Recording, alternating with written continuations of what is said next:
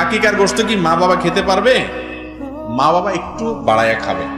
কথা বুঝাতে পারছি? আশ্চর্য কথা।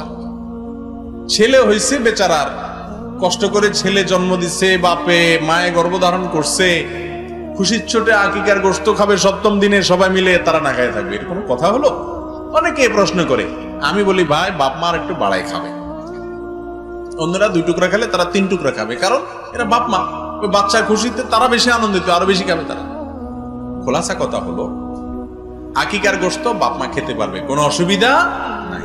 আমাদের দেশে কিছু কিছু মাসালা বাইর হয়েছে, আমার সন্দেহ হয়, আল্লাহ মাফ করুক, এই মাসালাগুলো কোনো উদ্দেশ্যমূলক ভাবে কেউ সমাজে চালু করছে কিনা। ধরেন হয়তো বাপ মা গোশত না খাইলে কারোর বাগে বেশি পড়বে, সেই জন্য মাসালা বানাইছে কিনা যে আকিকার গোশত বাপ মা খাইতে পারে না, আল্লাহ জানে। কিন্তু এটা ভুল মাসালা। বাপ মা খাইতে কোনো অসুবিধা নাই। আকিকার গোশত বন্টন করা উত্তম নাকি সিন্নি করা উত্তম? আকিকার গোশত খাওয়া উত্তম। খাবেন, দান করবেন, আত্মীয় স্বজনকে দিবেন।